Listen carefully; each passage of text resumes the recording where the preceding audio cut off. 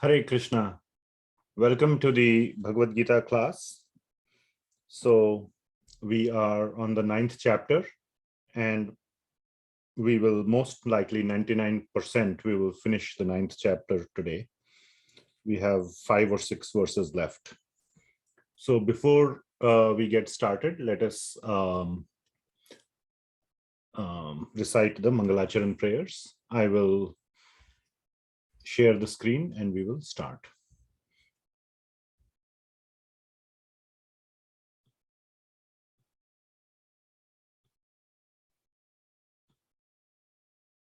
Hopefully you can see the screen share.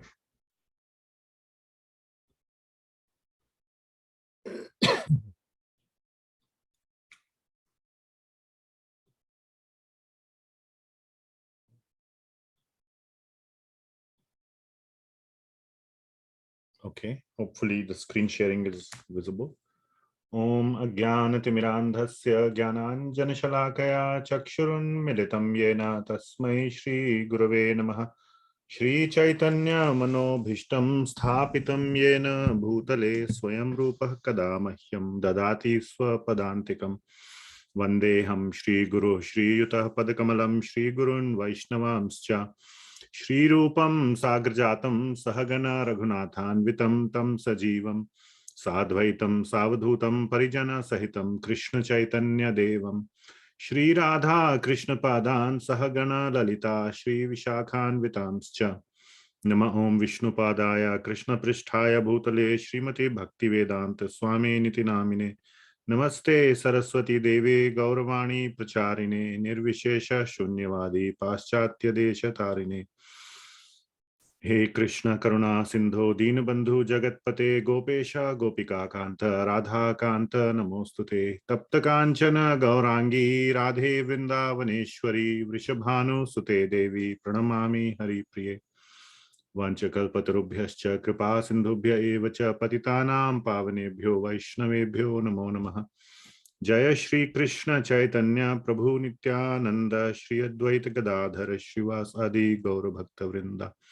Hare Krishna, Krishna Krishna, Hare Hare, Hare Ram, Ram Ram, Hare Hare. Srila Prabhupada ki jai.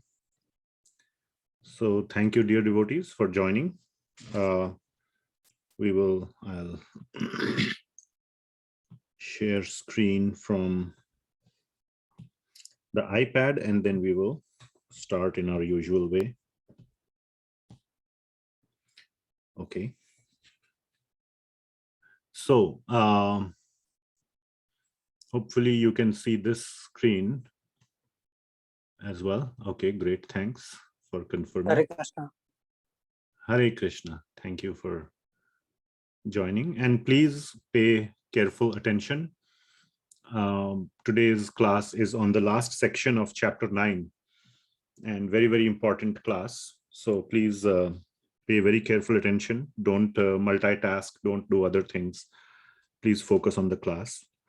So last week we had covered 3 verses, 9.26 to 9.28. And Lord Krishna is describing Shuddha Bhakti in all these verses from 9.26 to 9.34. This whole section is on Shuddha Bhakti, which means that Lord is describing pure bhakti or pure devotional service, pure devotional service. So in verse number 26, Lord Krishna described the simplicity of, at a material level, of Shuddha Bhakti, that it doesn't require any elaborate means, just by very simple things, leaf, flower, fruit, water, but with a lot of love, you can please Lord Krishna, and Lord Krishna accepts that with great love as well. And similarly, Lord Krishna is saying no need to change anything. In verse number 27, no need to change your activity. The only thing you need to change is change your heart, or change your love. Love me. Mad Arpanam. And then 28, Lord Krishna is saying that the result of that is complete purification.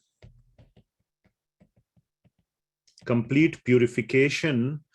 So there are two results.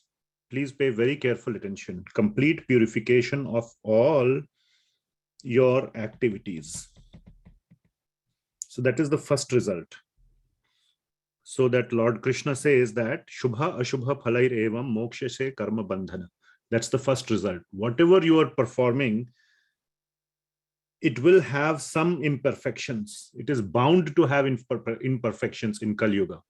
There is no way, however careful you are, whatever activities you do, you can do them perfectly. That's not possible. It's just not possible.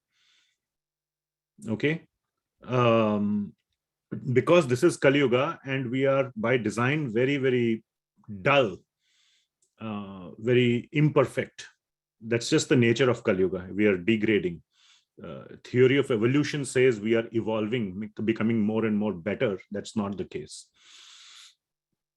And therefore, all our activities will have imperfection in them. The way to make them perfect is to offer them to Krishna. Tad Kurushva Mad Arpanam. So the result is complete purification of all our activities. That is the one. The second result, which is even more important, is Mam Upaishyasi. That you will attain me. You will please me. You will obtain my reciprocation in terms of my love and my shelter. So you will attain that. Not only your activities will be purified, but you will come to me. So that is what we covered in the previous class. Now, number 29. In number 29, so here we start today's class. In number 29, Lord Krishna is making a very, very strong statement of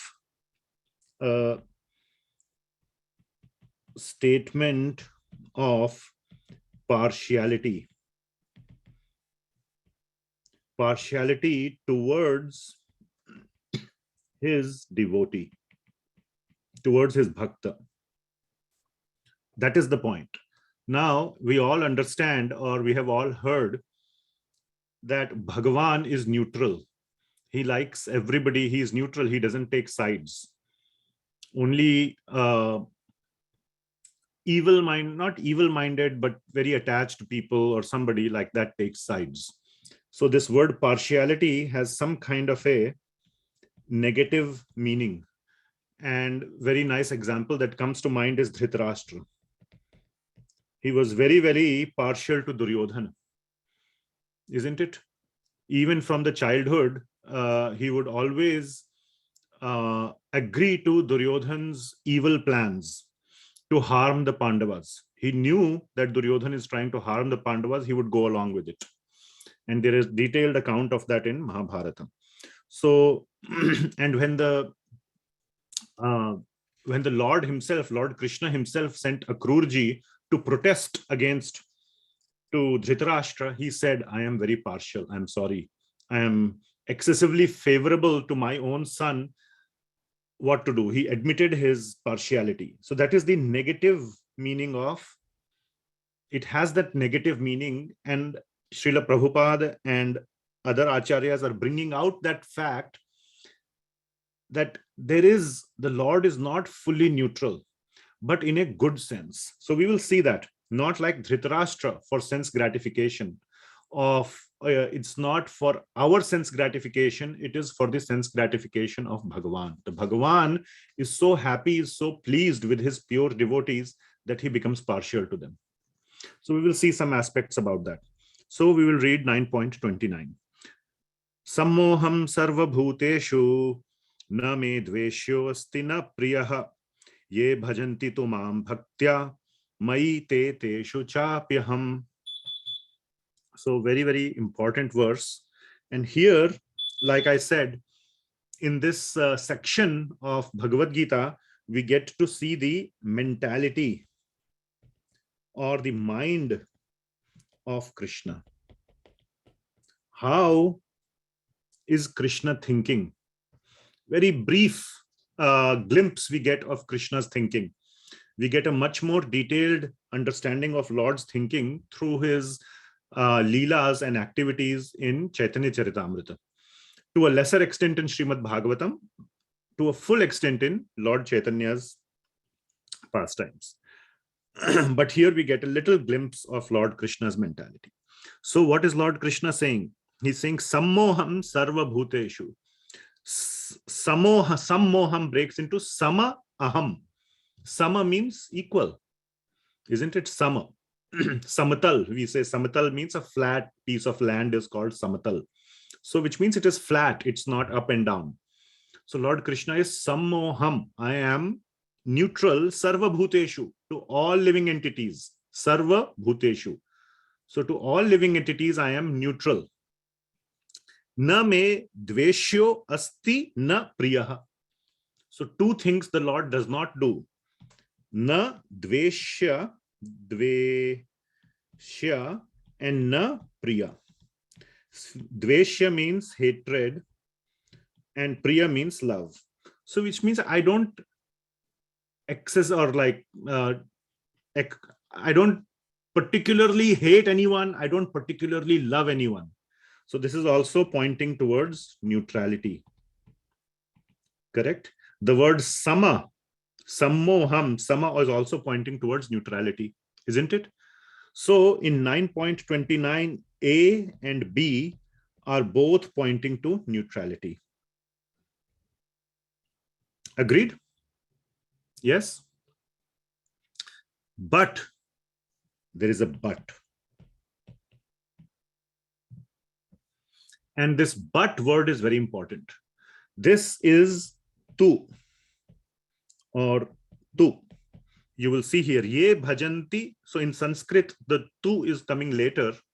In English, it would say, we would say but. So that word but is very important. Tu, ye bhajanti tu mam bhaktya.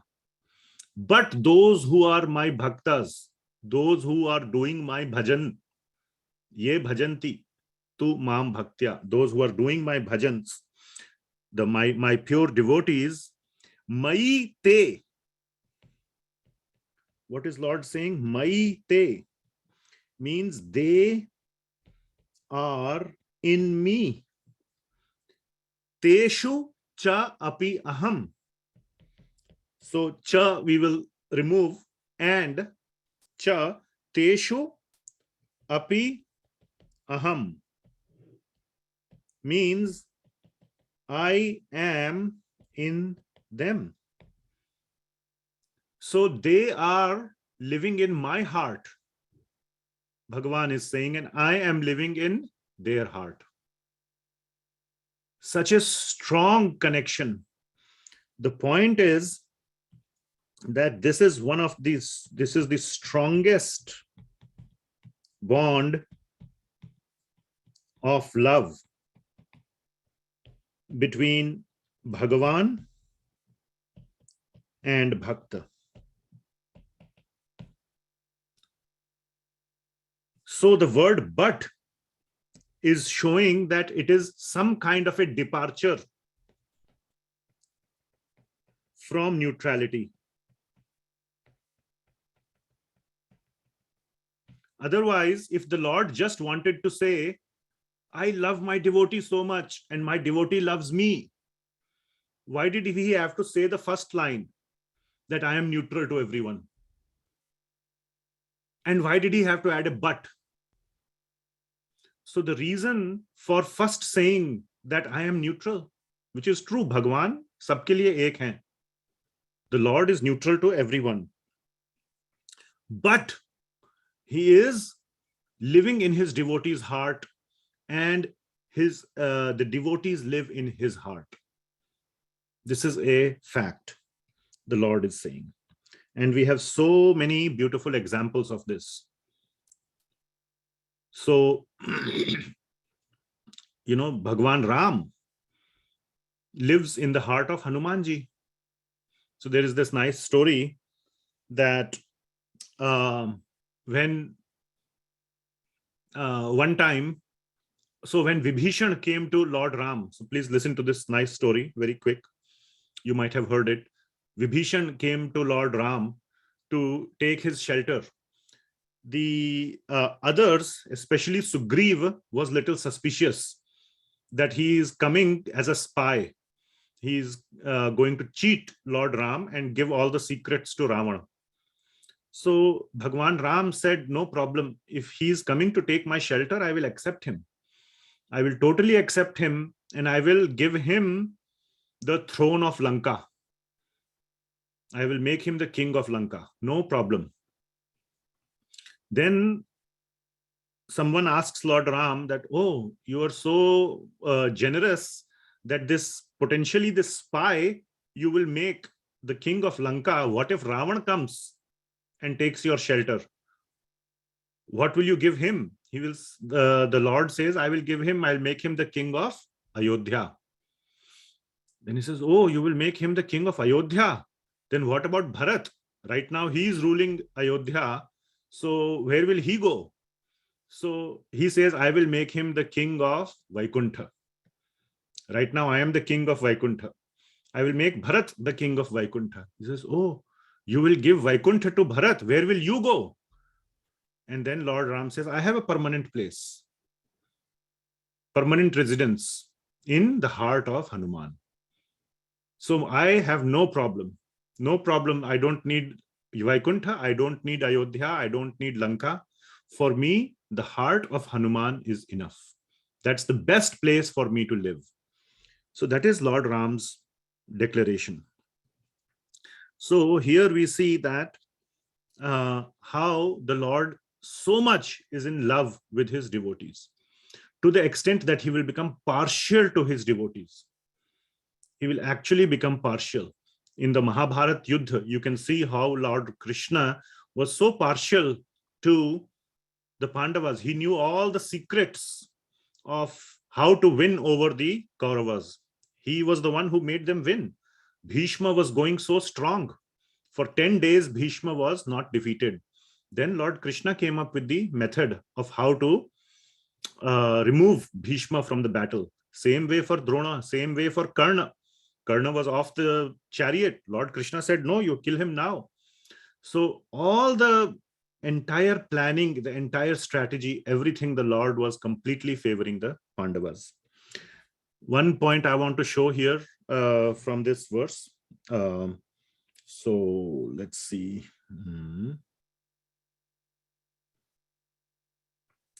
So we will go to Srimad Bhagavatam, Canto 9. I just want to show one very, very important verse.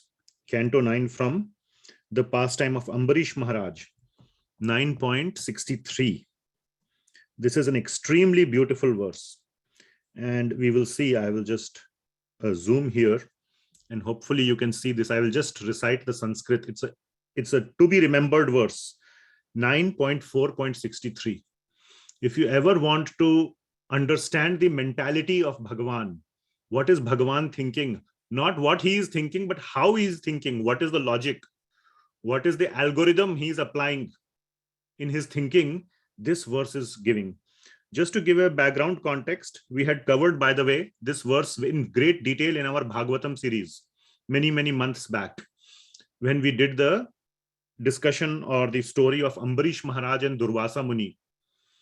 And in that time, Durvasa Muni tried to kill Ambarish Maharaj just because he got angry that Ambarish Maharaj took a sip of water before he could arrive. So he got so offended, his ahankar got hurt. How did he take a sip of water before he offered it to the guest?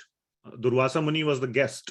So in his, he was the guest of honor, so to say, or the guest of ego. So his ego was so high as the guest. And so he wanted to kill Ambarish Maharaj. Then the Sudarshan Chakra of Lord Vishnu, which was always protecting Ambarish Maharaj, went after Durvasa Muni. Please try to understand this, that Durvasa Muni is not an ordinary person. He's a great yogi. He's not fully a bhakta. He's not a Shuddha bhakta. Ambarish Maharaj is a Shuddha Bhakta, but he is a great yogi. He is able to go to Brahmaloka. Is there anybody here who can go to Brahmaloka? Probably not. He went to Lord Brahma, and then he went to Lord Shiva, and finally everybody told him, we cannot do anything. This is the Sudarshan Chakra of Lord Narayana. You go to him only. He goes to Lord Narayana, please, I want to get rid of this Sudarshan Chakra who is going to destroy me. What is Lord Narayana saying? Lord Vishnu. This is the verse, the first verse of Lord Vishnu. And very clearly, Lord Vishnu just puts his situation in front of Durvasa Muni. What does he say? Shree Bhagavan Uvacha. Bhagavan is saying this. Aham bhakta paradhino. First line itself he is saying, Aham bhakta paradhina. Paradhin means I am subservient. Adhina. I am not the master, I am the servant. Aham bhakta paradhino. He aswatantra iva dvija. Dvija means my dear Brahmana. I am aswatantra. I am not independent. I am captured. Aswatantra. Remember? India mein bolte hai na, swatantrata. Swatantrata means independence. Swatantrata Divas. We celebrate 15th August. Independence Day from British. So aswatantra means not independent. So Bhagavan is saying, I am captured or I am not independent. Sadhubhir grasta hridayo. In the heart of the sadhus, I am captured. Where am I captured? Sadhubhir grasta hridayo. In their hearts I live, or I am captured within the cage of their heart. Bhaktair bhakta jana priyaha. What to speak of my devotees? I am even captured by the devotees of the devotees. This is the mentality of Lord Bhagavan, of Sri Narayana. So the translation is, the Supreme Personality of Godhead said to the Brahmana, which is Durvasa Muni, I am completely under the control of my devotees. Indeed, I am not at all independent. Because my devotees are completely devoid of material desires, I sit only within the cores of their hearts. I am always inside their hearts. What to speak of my devotees? Even those who are devotees of my devotee are very dear to me. So that is the situation of a bhakta. And this is not partial. This is not impartial. Durvasa Muni is so powerful. And obviously he has little bit of, spiritual strength to go to Vaikuntha Lok. He goes to Vaikuntha. And there the conversation happens. It's not an easy task. And if Bhagavan was partial or impartial rather, he would have done what Durvasa Muni asked. But he could not, because he is partial. Okay, so please try to understand how partial Bhagavan is. Okay, so this is a very important point, that the Lord is partial to his devotees. Just like a father may be very nice, very good-natured, but he is partial to his children. Srila Prabhupada makes this point in the purport. Okay, this is, Srila Prabhupada calls this natural discrimination. He calls it is not discrimination, but it is natural. I am calling it natural discrimination. The Bhagavan discriminates for his devotees. Okay. I'm just now going through my notes. I have a lot of notes and I will see which portions to cover.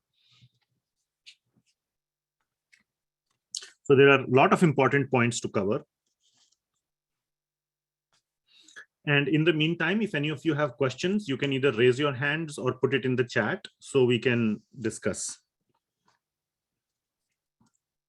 So first point. The first point is about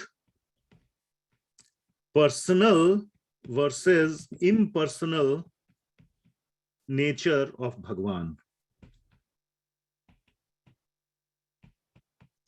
Okay. Now we have had this discussion about impersonal nature, the Brahman or the avyakta nature of Bhagavan.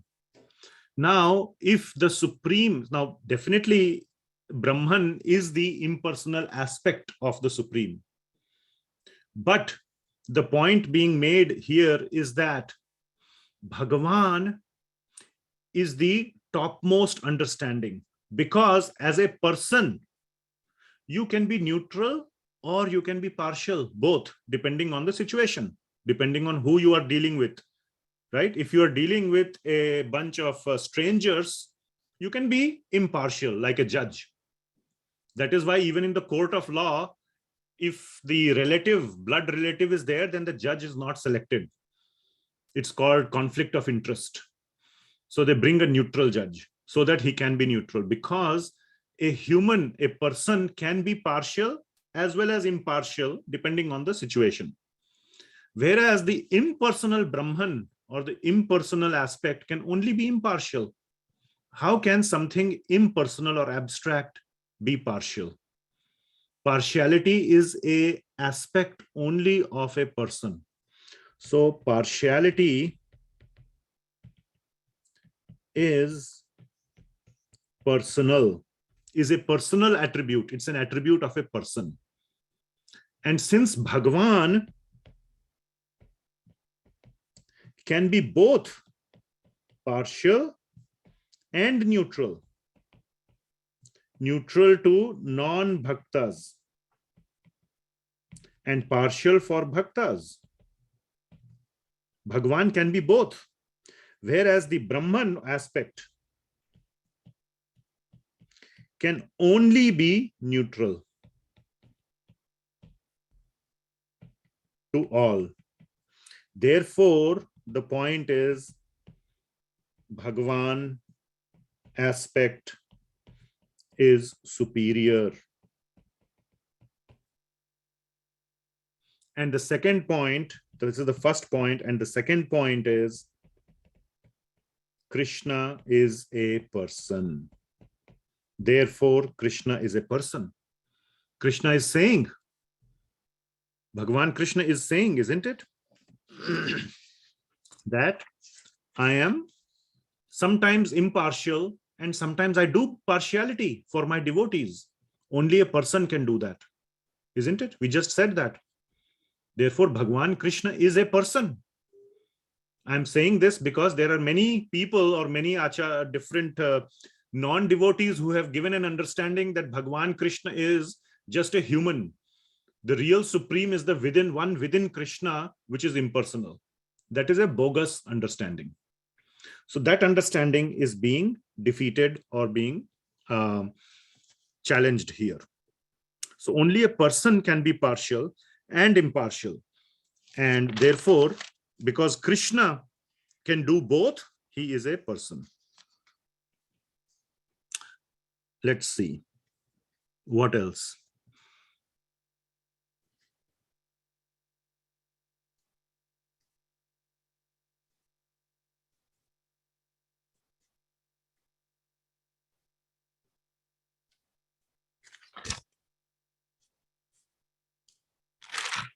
Okay. Yeah. So those are the points to be covered in this verse. Now we will go to 9.30. Okay. 9.30. Another very, very, very important verse. Very important. Now one can ask that like we gave the example of a father. He may be impartial to other children, but that same person is partial to his own children, isn't it? This is just natural. It's a natural phenomenon of being a father. The question is, what if his children commit a mistake? What happens in that case? They do something wrong. This verse 9.30 and 9.31, which we will read together, is an answer to that question. we will see another aspect. Please pay very careful attention, my dear devotees. Another aspect of the mentality of Bhagavan. He overlooks the accidental or the non-premeditated mistakes of his devotees. Sometimes the devotee may make a mistake. The Lord overlooks it or gives a very token warning or a token punishment, not the full punishment that he would have got from Maya or from the law of karma. So again, from the standpoint of neutrality, Maya Devi, or who enforces the law of karma, enforces it with a complete neutral manner. But Bhagavan takes over, he overrides. He says, Maya Devi, you sit aside. I will take care of this special situation. Just, don't discuss this situation, or this case will not be discussed in your court. I will take care of it personally. Maya Devi says, fine, no problem. You are the Lord. So if you don't want it to be discussed in my court of law, where everything is very partial, very impartial, she says, okay, you take care of it. And the Lord gives a very token punishment, a small warning, or he completely excuses the devotee. So that is to the extent that the Lord goes to preserve the relationship between him and his devotee. The Lord is very, very interested. And this is very evident from, I'm a father, I can say this, and all parents and any relationship where there is a lot of love, you will see that there is a tendency to overlook other person's mistakes, isn't it? So that is the point being brought out. The Lord is acting just like an equal partner in this bi-directional relationship. He is overlooking so many of his devotees' mistakes. And there are some very nice examples which I will give. So the verses, let us quickly read 30 and 31. Apichet suduracharo bhajate mam ananya bhak sadhur eva sa mantavyah samyag vyavastito hi saha. 31. Kshipram bhavati dharmatma shashvat shantim nigacchati kaunteya pratijanihi na me bhaktah pranashyati. So very, very important points coming up in these two verses, 9.30 and 31. Api chet su duracharo. Api chet means even if. So first Bhagavan is saying, I am partial, 9.29. The Lord says, I am partial. I give special love to my bhakta. And not only the bhakta who is always very well behaved. Not only that, so not only, but even too, so that is the apichet, even if he or she sometimes commits a mistake. Apichet su duracharo. Durachar, you understand? Durachar means bad behavior. Sadachar means good behavior. Durachar means bad behavior, isn't it? So even if he commits bad behavior, su duracharo means sometimes even very bad behavior. Su durachara. Su is adding a emphasis. Even if he commits very bad behavior. Apichet su duracharo. But bhajate mam ananya bhak. Bhajate mam. Mera bhajan kar raha hai wo. He is doing my bhajan ananya bhak. Ananya means with lot of focus, with lot of exclusive focus. He is doing my bhajan. So which means that mostly 99% he is absorbed in my bhajan. But he commits some accidental mistake. Now our acharyas point out this point very strongly. This is not a premeditated mistake. It is only accidental mistake. Accidental, or you can say impulsive. Just in the heat of the moment. You get taken over due to past conditioning.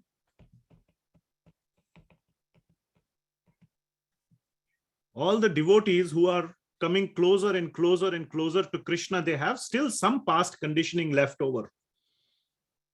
Till that conditioning is completely removed and becomes a Shuddha Bhakta, even in the stage of becoming a Shuddha Bhakta, in the journey of reaching the stage of Shuddha Bhakti, there is still some past conditioning that is left. Due to that past conditioning, one may commit a mistake. What is Lord Krishna saying? How he considers that person? Sadhur eva sa mantavyah. Mantavyah means usko aisa manna chahiye. We should consider him like that. Mantavyah is to be considered. How he should be considered? Like a sadhu. Don't worry. Sometimes, people make mistakes. Still, we should consider him a sadhu. Sadhu means, like we discussed, pure devotee here, or a devotee. So sadhur eva samantavyah. Why? Samyag vyavastito hi saha. Because he is situated properly. How situated properly? Bhajate mam ananya bhak. That is the proper situation. His mind is situated in ananya bhakti, to me. Mam, bhajate mam ananya bhak. That is called proper situation. Proper situation of the mind, or proper situatedness of the mind. Are you following? Because his mind is such properly situated, he is to be considered a sadhu. Are you all following? Some of you who are videos are on, you can nod your head just to give me a feeling that you are following. And 9.31, now I'm going to 9.31. I'm just doing a anvaya, or a breakup of each word and explaining to you. What happens to him? Kshipram bhavati dharmatma. Kshipra, this word kshipra. Kshipra. Kshipra means quickly. Kshipram, with no wastage of time, very quickly. Bhavati, he becomes dharmatma. He comes back on the line. Very quickly he comes back. Shashwat shantim nigachati, and he becomes completely and permanently peaceful. And how? By the Lord's influence. The Lord corrects him by a small token, by a warning. Or if the Lord sees, yes, he is himself repenting, he is himself feeling bad, he has taken care of his mistake and will not do it again. You are following? The Lord is in the heart. He is knowing what is going in the heart of the devotee, whether he is undergoing some paschatap, some repentance, or maybe the Lord needs to give some medicine. Srila Vishvanath Chakravarthy Thakura says that if the mistake was of a magnitude where Maya Devi would have given poison, okay, that would have been the real medicine. What I give is just a bitter medicine. That's all. Token. Poison may, he would have been dead and he has to go through the pain of death and take another body and all that. In a bitter medicine, he will get few days fever. So you can see the comparison, right? Just few days of discomfort. Then he will be fine. He doesn't have to die. That is how much Bhagawan reduces. So very quickly, he's saying that this is like the bite of a toothless snake. If the snake had fangs, he would have delivered poison. But a toothless snake just bites. So there will be some, discomfort. There will be some ghav, or what do you say in English? Just a bite mark. As Scar. A scar, yes. Thank you. But no poison. So it is like Lord's warning is just going to be like the bite of a toothless snake, so that the devotee comes to his senses. All right. So this is the promise of Bhagavan, that I always take care of my devotee. I neglect sometimes, I overlook, or I give very token warning. So what are some of the examples? There are so many examples in the scriptures. So there is one example, very famous, called Brahma Vimohana Lila. In Srimad Bhagavatam, I think in chapters, I can't remember. Yeah, 14th chapter is the important chapter, very important chapter of the prayers of Brahma. Very important verses are there. No, not 14th. I think 10.14. Yes, 10.14. That is correct. So chapter 13 is the Brahma Vimohana Lila. Let's quickly check. Srimad Bhagavatam, 10th canto, should be chapter 13. Yes, chapter 13. That is correct. The stealing of the boys and the calves by Brahma. This is a very nice example where Brahmaji is a great devotee of Bhagavan. But one time he gets this doubt in his mind. Is this little boy who is playing on earth in Vrindavan, is he Bhagavan? Is he really Bhagavan? My Narayana Bhagavan, my Vishnu Bhagavan, whom I pray to. I was born from Narayana Bhagavan, from Vishnu, through the navel lotus flower that comes from the navel. He knows that he is the son, or he is born from Vishnu. But this little boy who is playing there, is he that same Vishnu? He gets this confusion. That's okay if he gets confusion, but then what he says, let me see. I will steal all his friends. Friends means all his cowherd boys, all his gopas, and the calves, the cows, the calves, the young boys. When they were young, they were given the calves to go and take into the forest. Cows are big, so they were given little calves. Like, small children are given cycle, not car, to drive. So the small children were given the calves. Brahmaji came and stole them and put them to sleep, gave them some, sleeping pill. So it is not a very nice thing to do to the friends of Krishna, isn't it? So basically the Lord, or Brahmaji, offended Bhagavan Krishna by causing some discomfort to his most dear devotees, like the cowherd boys and the calves. And then Lord Krishna very nicely, in a small way, corrected the ego or the arrogance of Brahma. He himself expanded into all the cows and calves. Then Brahmaji came, wait a minute, I just stole all of them. How can they come back? And they are looking more beautiful than the original cowherd boys and calves that I stole. He could not find out. For 1 year, the same Lord Krishna expanded into all the cowherd boys and calves, and Brahmaji was confused. Then finally Brahmaji realizes, oh my God, they are all Krishna who expanded into these. And his arrogance and his ahankar is completely destroyed just by a small action of Bhagavan.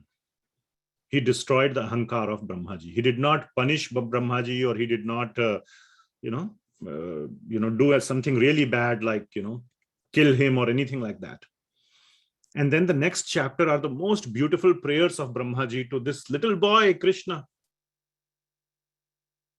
So I can show some nice pictures devotees have drawn, but in interest of time, I will refrain. So you can understand. Another very important episode, which happens little bit later, is Indraji, the Devata Indra. We all know he tried to inundate Vrindavan with flood when Lord Krishna, Indra Puja. Instead of doing Indra Puja, they did Govardhan Puja upon the recommendation of Lord Krishna. And he got so mad, Indra, that he tried to flood the whole of Vrindavan. And Lord Krishna just lifted the Govardhan hill. And even with his most powerful thunderbolts, it is written in the Srimad Bhagavatam that not only the devotees and all the Vrajvasis who were protected under the Govardhan hill, they were protected because they were below the Govardhan hill. On top of the Govardhan hill, there was grass and trees and plants, isn't it? Even one grass on top of the Govardhan hill was also not destroyed. Can you imagine? When we put an umbrella, the downside of the umbrella doesn't get wet, but the upside gets wet, isn't it? The top one. In this case, the top of the Govardhan hill also was not affected at all.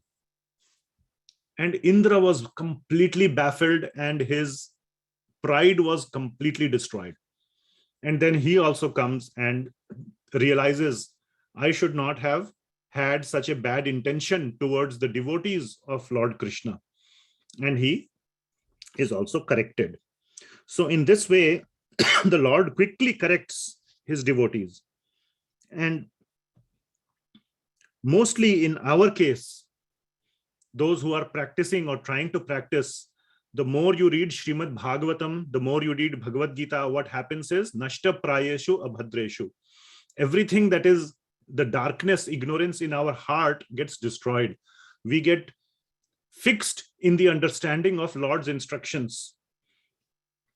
But due to our prior conditioning, we make a mistake. Through our heart, through the Paramatma, the Lord corrects us through our repentance. And the more we become advanced in our bhakti, more quickly we go and ask for forgiveness from the other devotee or the other person whom we have offended. And we quickly resolve the matter before it goes too far. So Bhagavan corrects the devotee through the heart very quickly. So the more and more one is becoming a more serious devotee, not a hypocrite.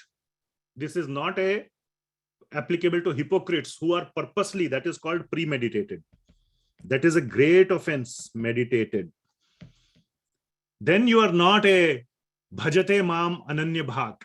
That statement does not apply. This only applies to those who are seriously trying for becoming a pure devotee. Bhajate mam ananya bhak. These people will never do premeditated offenses for their own sense gratification. Never. And by past conditioning, it may happen, but the Lord will quickly correct from inside the heart. Okay? This is how the Lord corrects. So it's not like Indra and Brahma are fortunate. The Lord corrected them. Who will correct me? I am not Brahma, I am not Indra. How will I be corrected? No, that is not true. Bhagavan will correct. If you are sincerely doing or practicing or trying to do bhakti. Okay? So the sentence bhajate mam ananya bhak is very important. And then Bhagavan says, Kshipram bhavati dharmatma. Very quickly he comes back on his path of devotion. Okay. So Neeru Mataji, you have your hand up, I saw for a while. So you can please go ahead. And in the meantime, I will also see what other notes I have on these two verses. Yeah. Yeah, Prabhuji, I have two thoughts in my mind. One is when you say devotee never perishes, will you explain a little bit about that? I will come to that. So what I have covered is 9.30 A, B, C, D, 9.31 A, B.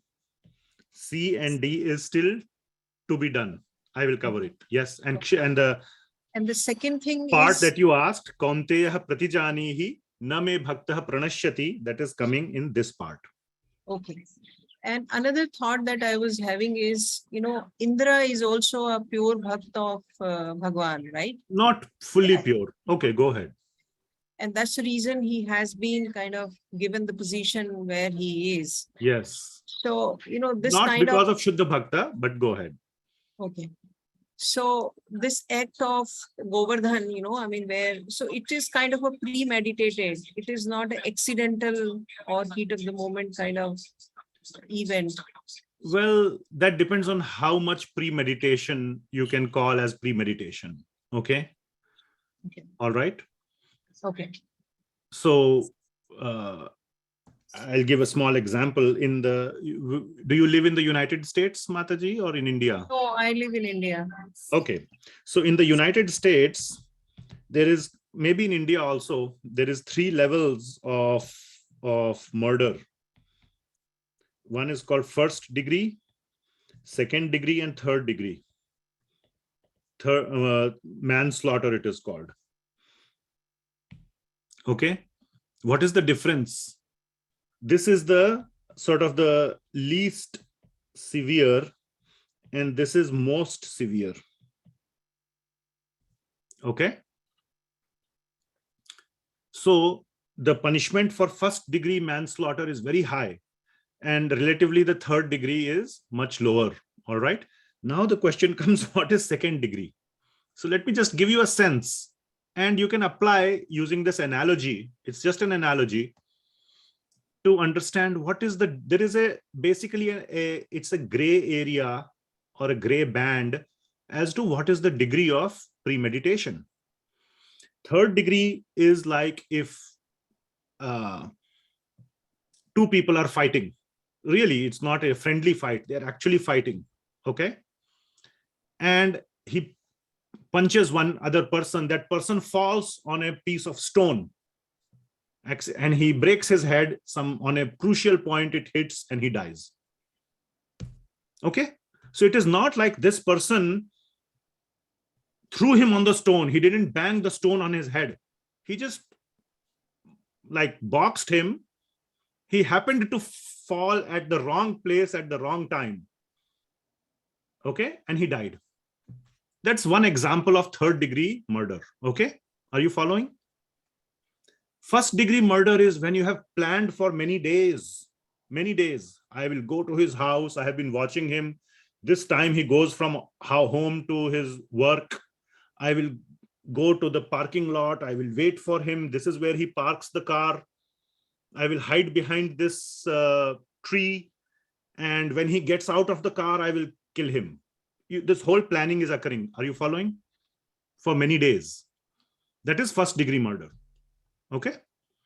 Second degree murder could be that you just happened to be in the fight in the moment, and you keep fighting, and you fight so much that you kill the person during the fight.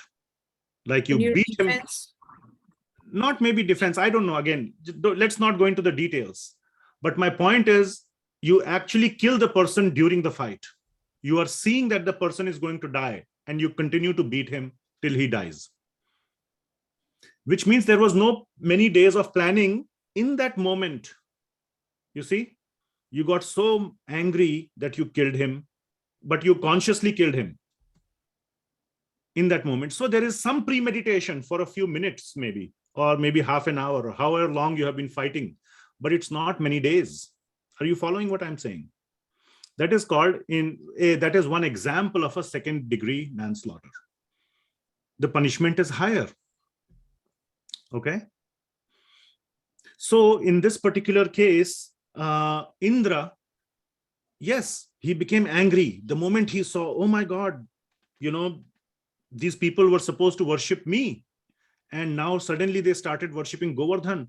I am going to, teach them a lesson. And he starts bombarding them with thunderbolts. So you can say that, yes, it was not just completely like so you get the point. Not like Kamsa.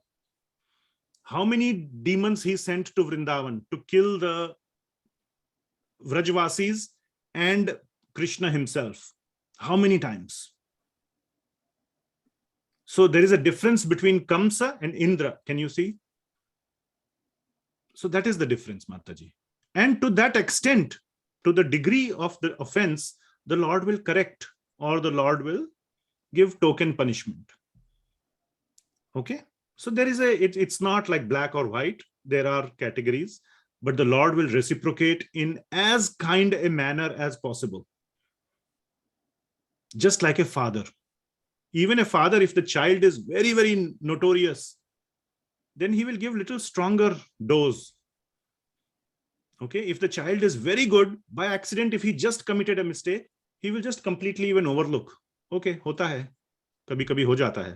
He will just think like that and just move on, right? So there is that understanding. Anything else? No, thank you, Prabhuji. All right. So now we come to 9.31 C and D. I forgot to cover that. So these three lines, 9.30 AB, CD, and 9.31 AB.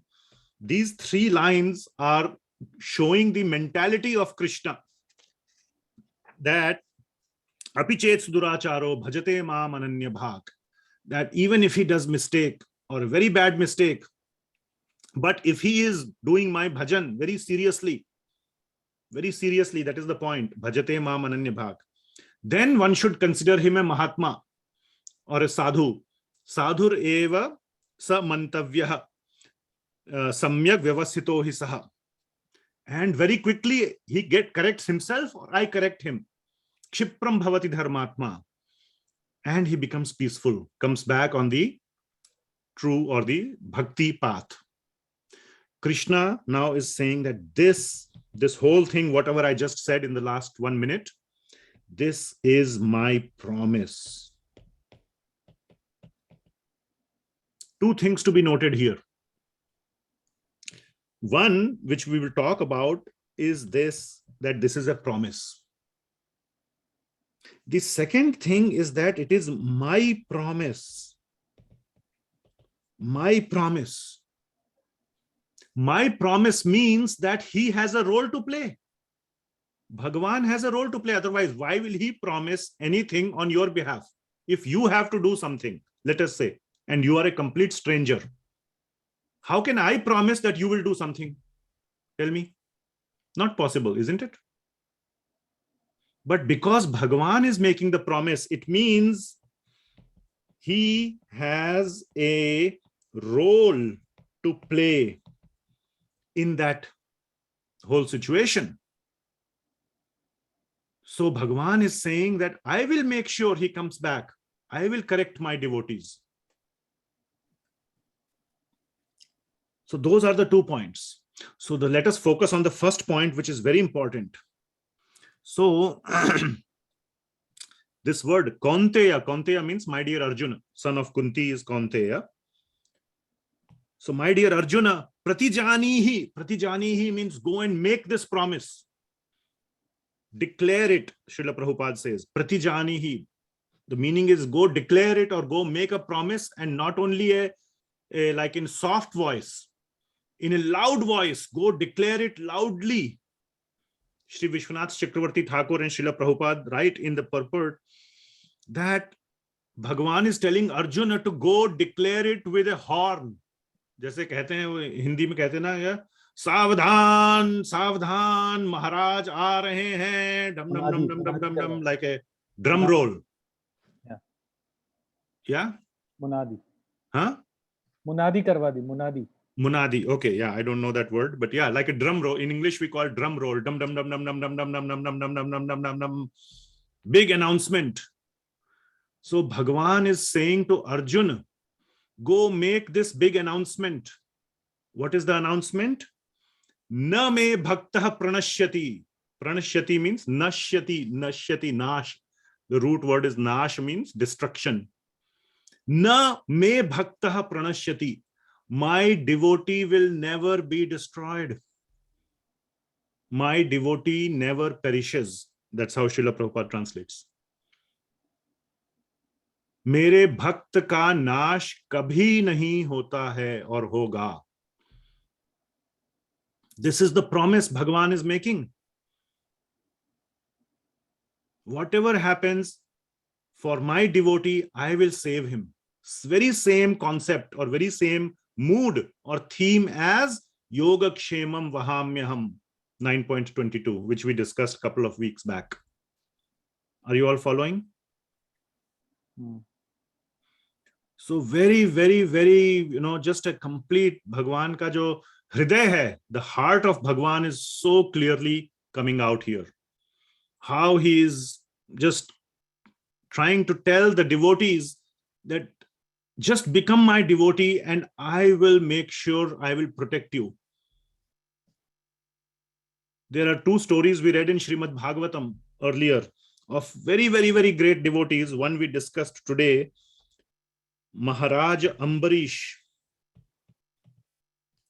Before Durvasa Muni arrived and all that, Maharaj Ambarish was such a great devotee that Lord Vishnu or Lord Narayana gave his Sudarshan Chakra, saying that my Sudarshan Chakra I don't want. I will leave it with you.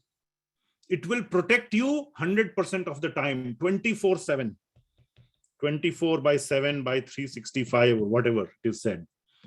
My Sudarshan Chakra will be your protector. Who nobody can destroy you. Not even a great, great, powerful yogi like Durvasa Muni.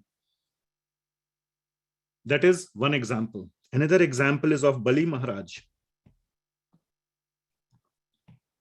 Bali Maharaj, you all know the story of Bali Maharaj, Vamanadev, when he is the grandson of Prahlad.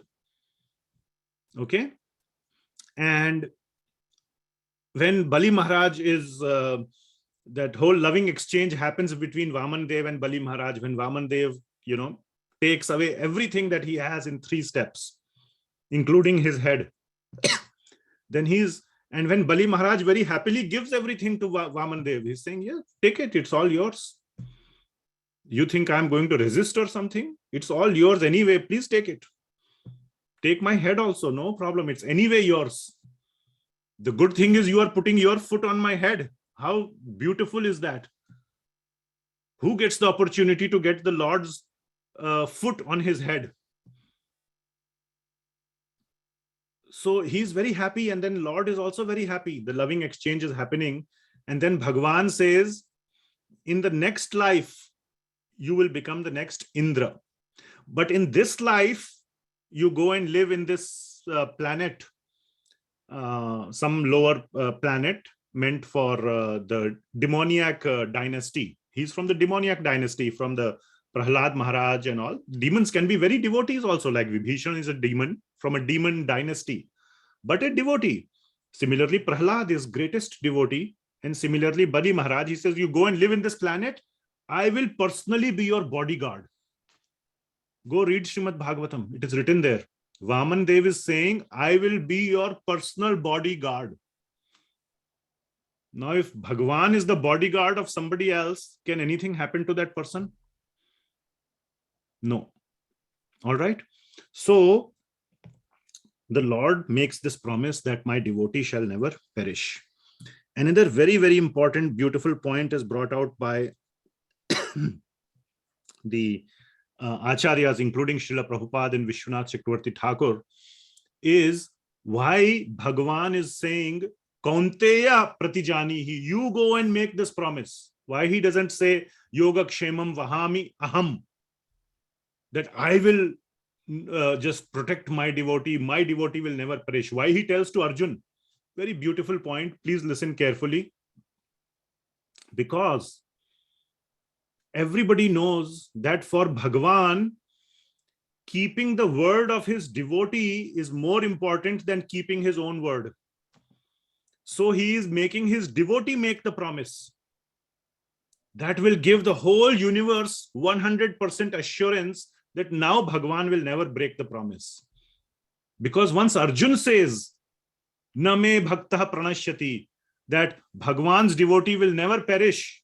I am saying this, if Arjun says this, and Arjun is a devotee of Bhagavan, the Lord will bend backwards to keep Arjun's word.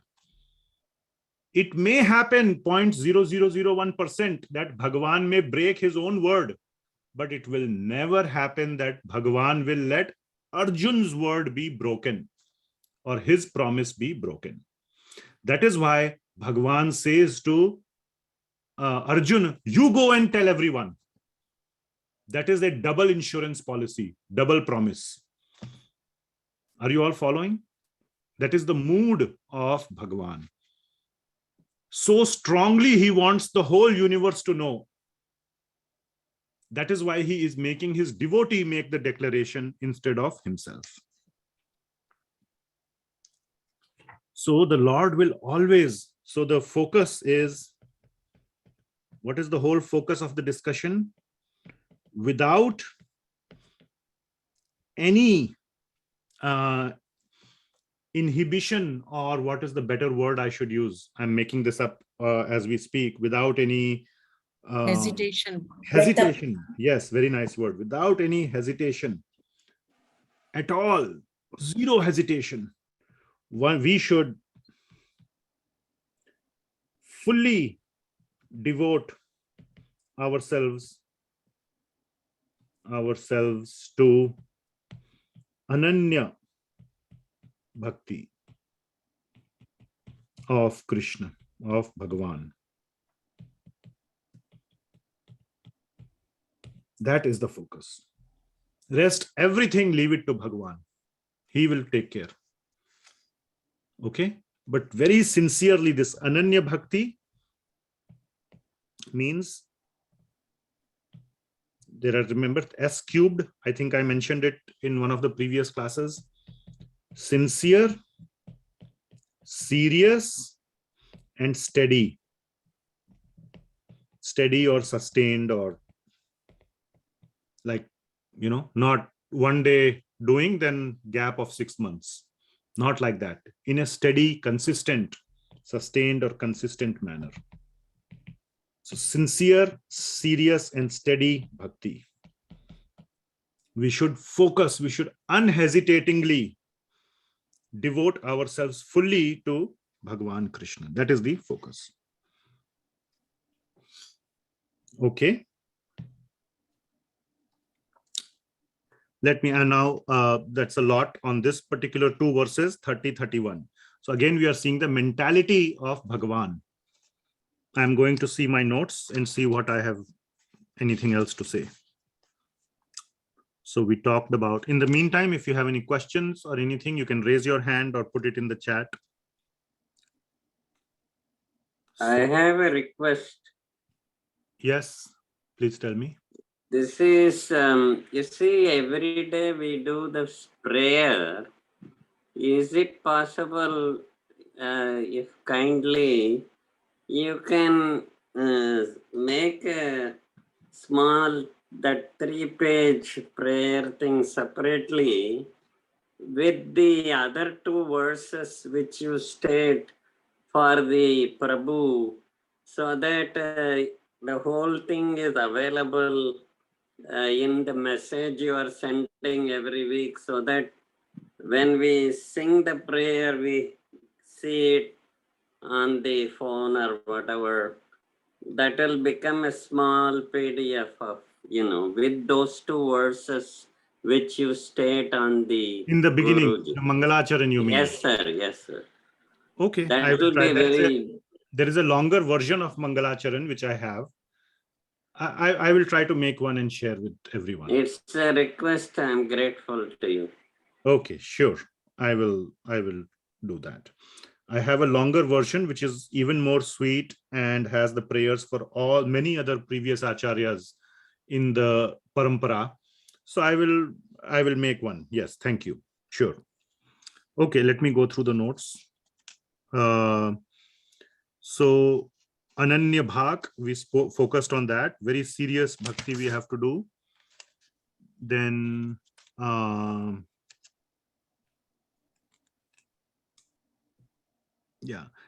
point that I have to mention is that when we talk about durachar, now we talked about accidental mistakes.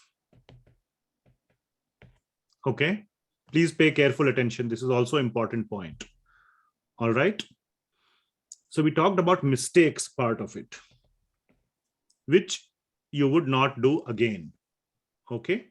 But sometimes there are some social or material conventions or norms which in Krishna Bhakti you have to break, or you may want to break those norms. From a social standpoint, from a cultural, material standpoint, it may appear like you are committing a mistake, a big mistake. Bhagavan completely neglects that, completely overlooks that, and actually his love for his devotee increases even more. What is a good example? There are so many examples. Like in the Bhagavatam, there is the episode of the wives of the Brahmanas. If possible, you can read that chapter. I can show you. It is 23rd chapter or something like that. We will see.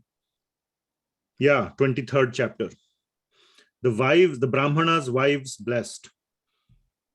In this chapter, or in this, what happens is that Bhagavan is asking for some food from the Brahmanas. The Brahmanas neglect them, the cowherd boys.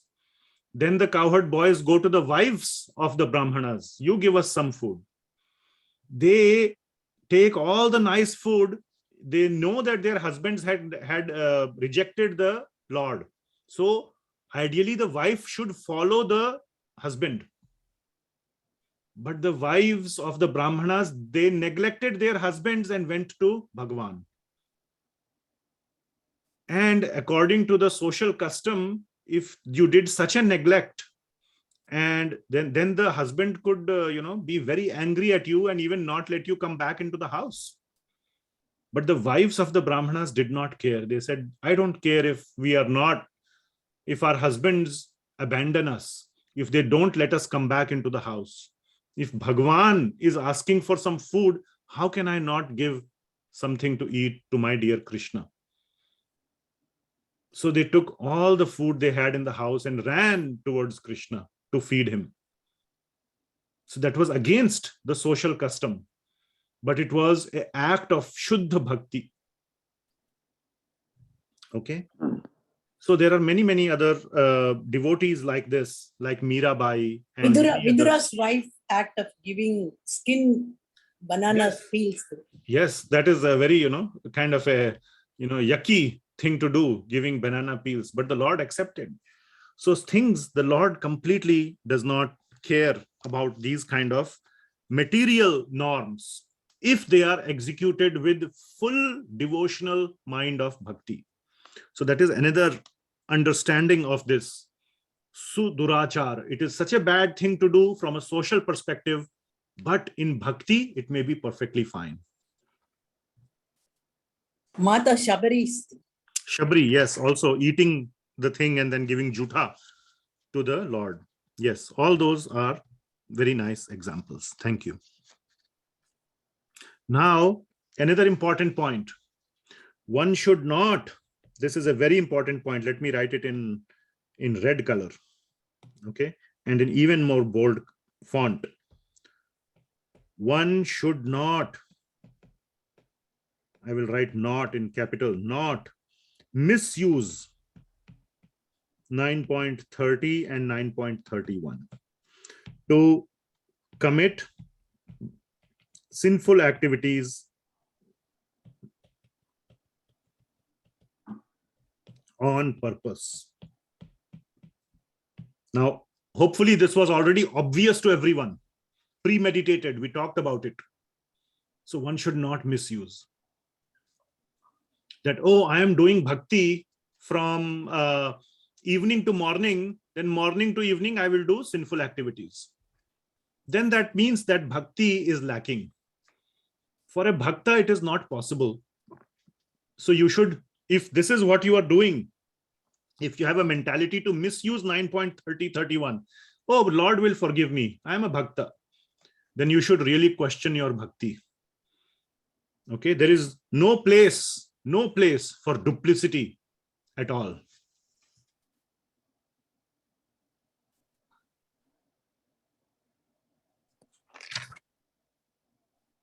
Another important point. I will again put it in red color, big font. A devotee, even I will say,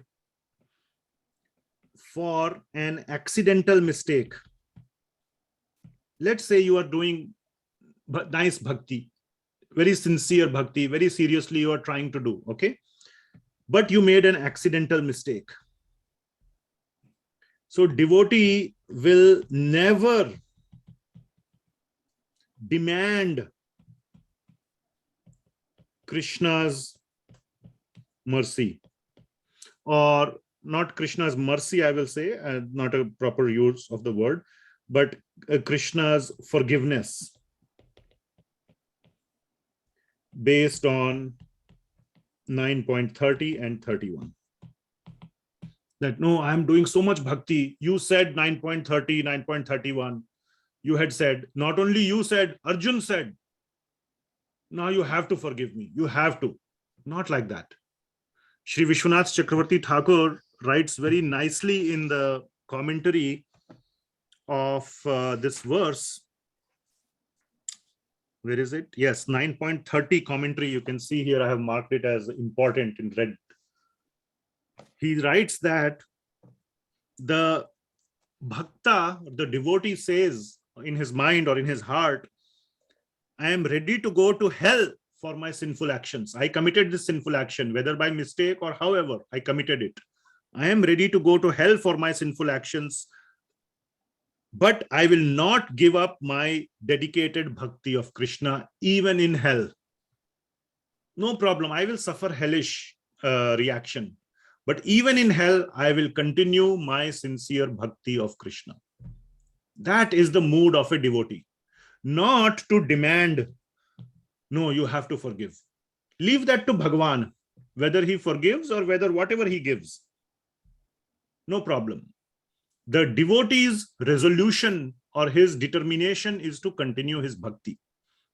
I hope you are following.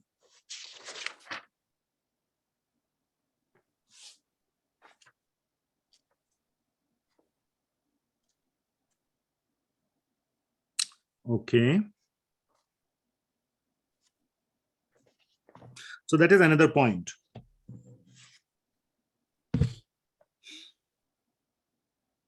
Third point to be made, which is similar to what we just made. A practical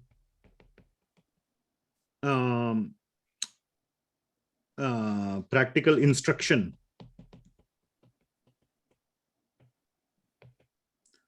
Practical instruction is that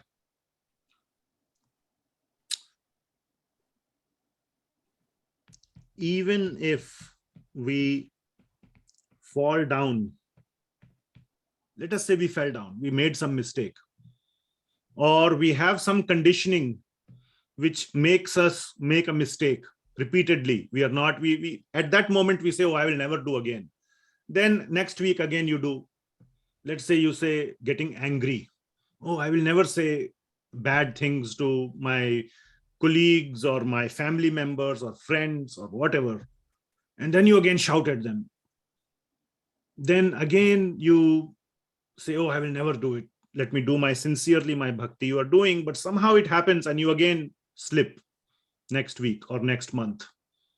Then after some few times you say, what is going on? I keep saying that I will never do it, I will never do it, but I end up doing it. I'm not in control of myself. So it feels like we are falling down. It feels like we are not making progress. Okay, please pay very careful attention here. Even so, that is what I'm calling as even if we fall down. In that sense, we as practicing devotees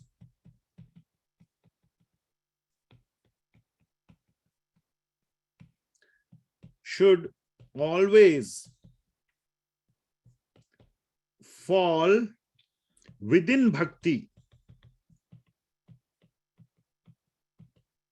but never fall out of bhakti. What does it mean? Fall within bhakti. Fall within bhakti means we take a lower step. We go and take some advice from senior other devotees, or take some coaching, do something, make our efforts more strong, whatever. But we should never fall out of bhakti means, oh, bhakti is not working, let me just give up bhakti. Never you must do that. You must always have faith that the Lord is working slowly and gradually. He is holding our hand in our heart. We must always have that conviction. We must always remember this promise made by Arjun and keep our efforts going on in bhakti. So fall in bhakti. It's okay to take a step back, maybe recalibrate. Don't make the promise, I will never get angry. Okay, I will get angry sometimes. Don't beat yourself up. Tell yourself, I'm not such a great devotee as I thought I will be. It's okay. Cut yourself, as they say, cut yourself some slack. Give yourself some space. Keep improving. But the worst thing to do is to declare, oh, bhakti is useless. It is bogus. Let me leave it. So that you should never do. So that is another point. I'll just leave it here while I see the notes for other points.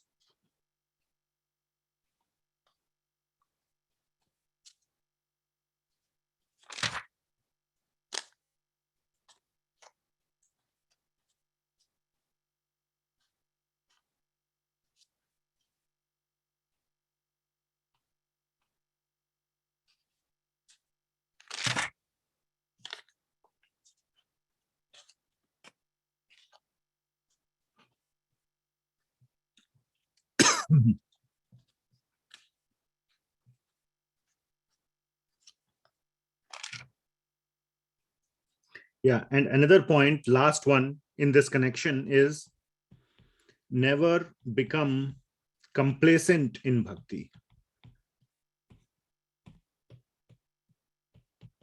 So even if you take a step back, it should not result in complacence. That now this is all I will do. I will never strive to increase. You take a step back, get some breathing space. But after some time, try to increase. Try to increase a little bit. Gradual progress must be there. So, okay, you took a step back because of some past conditioning. There are some faults. This Kali Yuga is full of faults anyway. Everybody has faults. We have faults. Recalibrate yourself. Take a break in terms of not being too hard on yourself. Not take a break from bhakti. Take a break from being hard on yourself. But then again, little bit push. Not so hard, but little bit. That is what I say. Never become complacent in bhakti. Always try to make forward progress. Okay. So those are all the points in 9.31.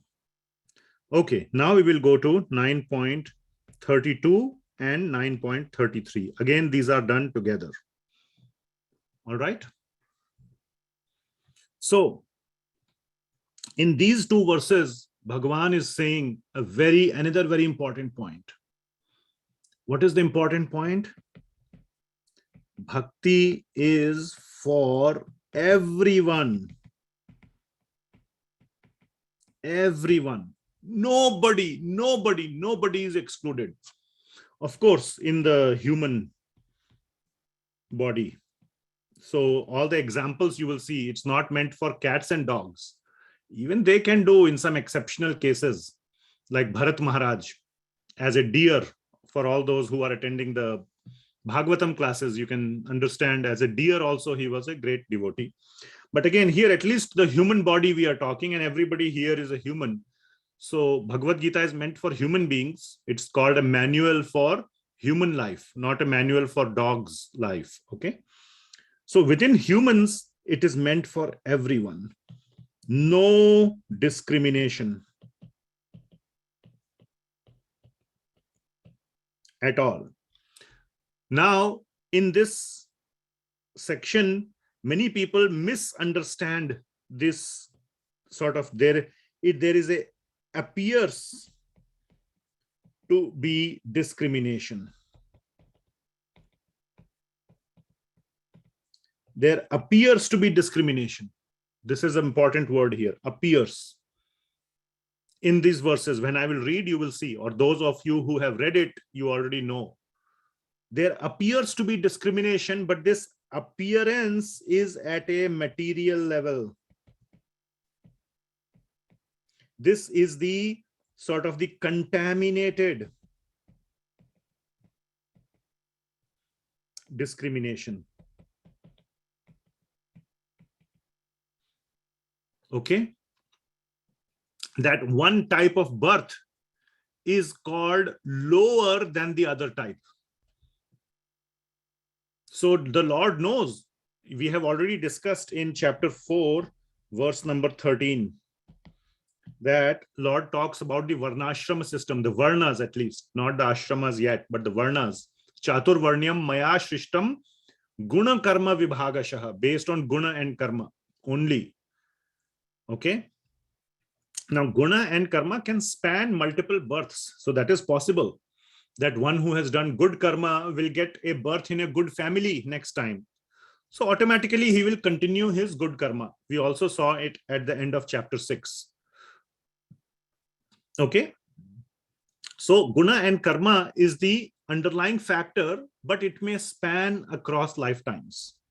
So it may appear that there is some kind of a birth or which family you are born in, that aspect seems to be there. But based on Bhagavad Gita, we know that the essential cause, the root cause is guna and karma. But people have mistook it to be only based on birth. So what Bhagavan is saying, that any type of birth you may have, whether it is a birth that appears to be in a high category or a low category, bhakti is for everyone.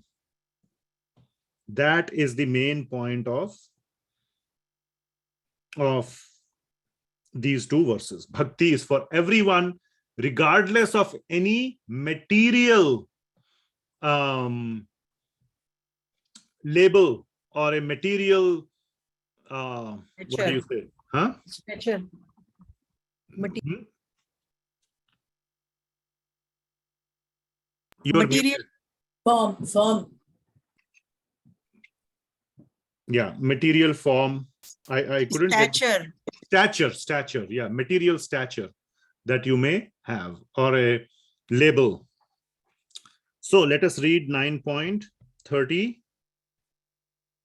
and 33. So what does Lord Krishna say here? Mam hi partha vyapashritya ye api syuh papayonah striyo vaishyas tatha shudras te api yanti param gatim kim punar brahmanam punya kim punar brahmana punya bhakta rajarshaya tatha anityam asukham lokam imam prapya bhajasvamam. So in the first verse, Lord Krishna is saying that mam hi partha vyapashritya. So those who have taken shelter of me, mam hi partha, mam hi means definitely those who have taken shelter. This whole thing applies definitely to those who have taken shelter of me. So again, there is this sort of a aspect of a promise, or it's a emphasis that whatever I'm going to say definitely applies. It's not false. Don't consider this to be a marketing statement. It is a truth. Okay. So mam hi partha vyap ashritya. Ye api syu papa yonaha. Even if they appear to be born of papa yonaha, means a lower birth. Yonaha means womb. Papa yonaha means a lower birth. So by social customs, by the material grading, one may have a high birth, one may have a low birth. The fact is, what is the fact? A lower birth like Striya, Vaishya, Tatha, Shudra. There are various categories one may consider of some unfortunate birth. Now, one may think, oh, in the Bhagavad Gita, women are being called a kind of a unfortunate birth. I will clarify that point. But it is, to some extent, you will understand that women are more prone to exploitation than men, isn't it? Do you agree? It is easier for men to exploit women than for women to exploit men. Do you agree or not? Yes. Yes, that is just how the biological nature is. Men are generally, from a muscle strength standpoint, more powerful. Muscle, just pure muscular strength. So in a given situation, they can overpower a woman, isn't it? And woman is helpless, isn't it? Cannot protect herself. Maybe 5 women can defeat 1 man, but one-on-one, generally woman is going to lose, isn't it? So by the strength perspective, who is more unfortunate? Women. Women. So that is the only point. It is not that one is lower in some sense, like a Shudra. Inferior. A boss can exploit a slave or a worker, isn't it? Especially who is under grave need. Somebody needs the money. He won't leave the job. He's being forced to work. Now, slave, you were like the social custom itself was you are forced just because you are born in slavery. But today there are so many situations which is almost like a slave, because they are poor, they are hungry, there is no choice, they have to work. They cannot say, oh, I don't like your working conditions, I don't like the pay, I will quit. In many cases, it is not possible. They have to work, even though there is no legal binding. Okay, if you don't like it, go, the boss will say. The boss knows he has nowhere to go. So even though by words, you can say, oh, if you don't like, you go. So there are many people in that unfortunate circumstances. So I explained, like women, like some Shudra kind of people who are forced to accept unfortunate situations, etc., and Vaishyas and all. But the important part is there is no discrimination from Bhagawan's side. Te api means and they also, even they, te api, Srila Prabhupada translates that even they, yanti param gatim, they can go to the highest destination. No difference. That is the point of focus. So every verse has a focus point, as I said. Focus point is not, oh, Bhagavad Gita says Striya is lower. Oh, all the women rights, all the feminist activists and all will now just say, let us ban Bhagavad Gita. That's not the point. I just proved, even some of the women on the call agreed that yes, in a one-on-one, the woman is in an unfortunate situation. But what Bhagavan is saying, that to come to me, nobody is in an unfortunate situation. You are all equally positioned. You all have equal opportunity to come to me, to have a loving relationship with me. In the material world, you may think you don't have some opportunities. In the material world, you may be exploited by others.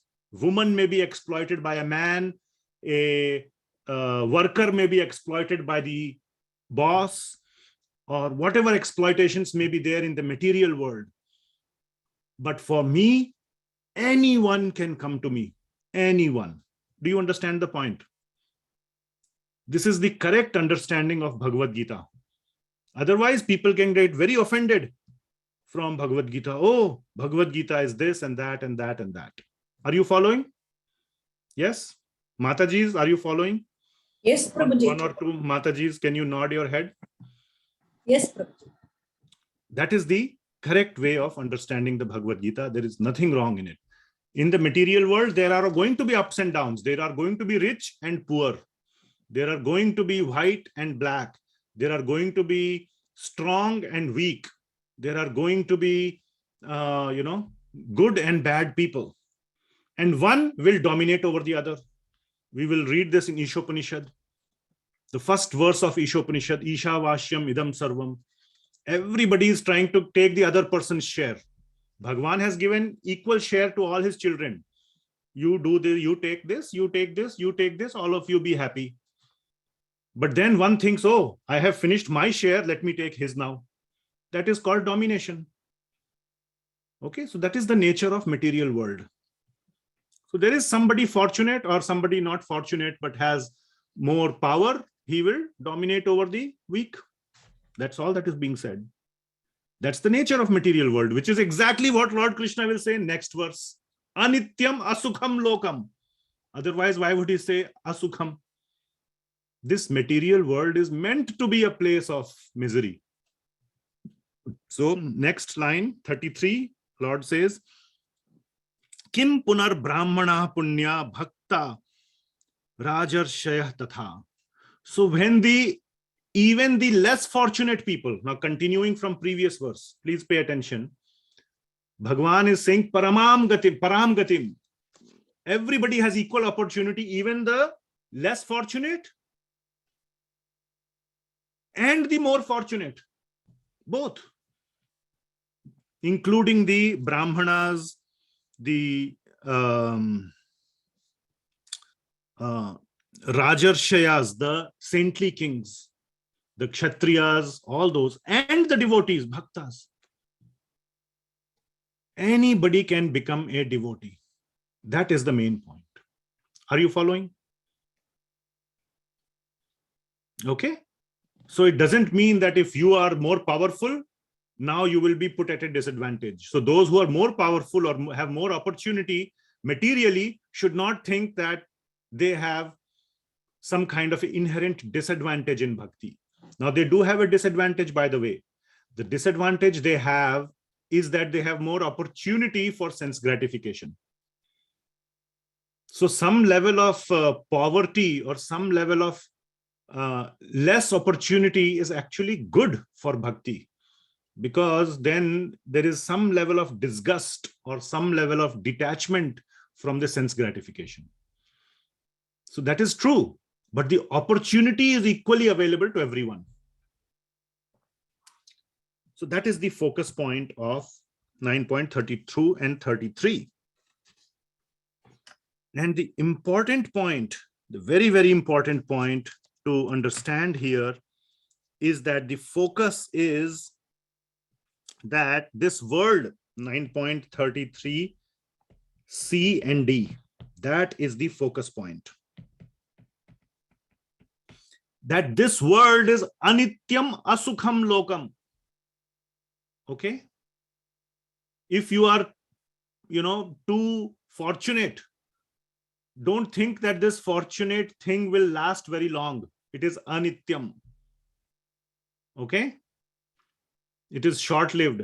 Today you are happy, tomorrow you will be sad. So don't think it is everlasting. And asukham lokam, there will always be asukha, misery. So don't waste your time in making your situation happy. Instead, you put your effort in bhakti. If you put all your effort in making your situation happy, maybe it will become happy. Then what will happen after that? Again, you will come down. There'll always be ups and downs. So you always want to put your energy in making yourself go up. Finally, you will come down. Then again, you have to put your energy. Instead of going through that repeated cycle of birth and death, putting so much energy, just put your energy in my bhakti. That is the focus point. Anityam asukham lokam Prapya bhajasva mam. That you should focus in bhajasva mam, my bhajan. Don't focus on anityam asukham lokam to make it nityam and sukham. Focus on my bhajan. That is the main point. And that opportunity to do bhajan of Bhagawan is available to whom? All. To everybody. To everybody. Everybody. Regardless of their material situation.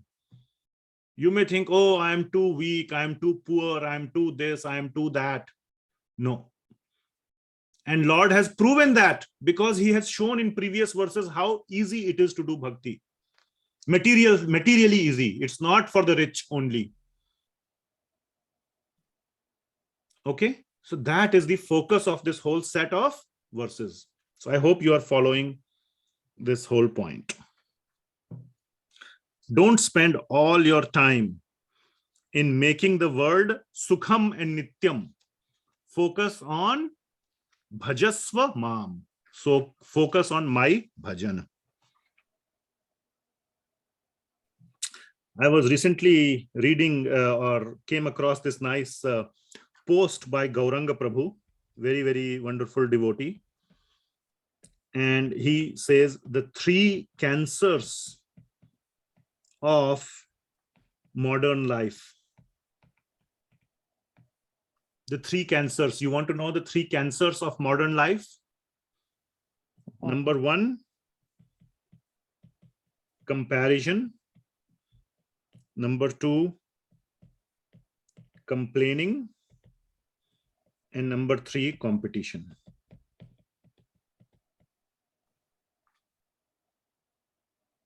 These are the 3 cancers. First, we compare. So basically, all these are to our attempts to make asukham and anityam and asukham to sukham and nityam. Isn't it? We compare. Oh, I am less happy, or I am less rich, he is more rich. I am less powerful, he is more powerful. That is comparison. Isn't it? Then we complain, why am I like that? I should be more. Then we compete. Oh, I have to go up. I have to beat him. Then I will be above him. Then I will be more rich and he will become poor compared to me. Competition. It's all about this cycle. Anityam asukham to nityam sukham. And again you come back. So you keep going in this cycle, and that is just a waste. Such a waste. Such a waste of our energy. So there are the 3 modern cancers. All right. With that, we come to the last and final verse.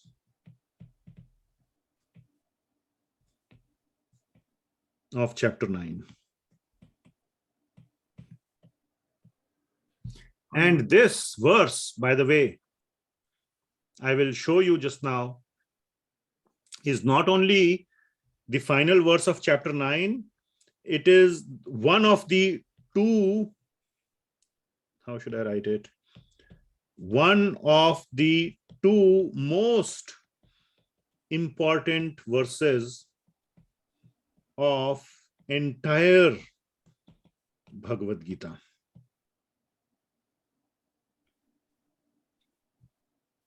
(9.34). One of the 2 most important verses of Bhagavad Gita. And who is saying this? Am I saying this? No, who is saying this? Bhagawan Krishna. Bhagawan Krishna himself is saying this. Yes. Mataji has done Bhagavad Gita many, many times. So she knows all the answers. So Lord Krishna himself says this. Where does he say this? I will show you. So if we go to Bhagavad Gita, the first line of this verse. So let us first see what is this verse. 9, chapter 9, 34. We will read this verse, 9.34. Manmana bhava mad bhakto madhyaji mam namaskuru mame vaishyasi yuktvaivam atmanam mat parayanaha. So that is the verse. So the first line is Manmana bhava mad bhakto madhyaji mam namaskuru. Just remember that one line. Now we will go to chapter 18. And the same verse is, the half of the first line is the same, is coming in 18.65. Chapter 18, verse number 65. What does it say? Manmana bhava mad bhakto madhyaji mam namaskuru mam evaishyasi yuktvaivam was there. It was there, it was yuktvaivam. Satyam te pratijane prayosime. So the first line is exactly the same. So the instructions are given in the first line itself, what to do, which I will explain just now. So be patient.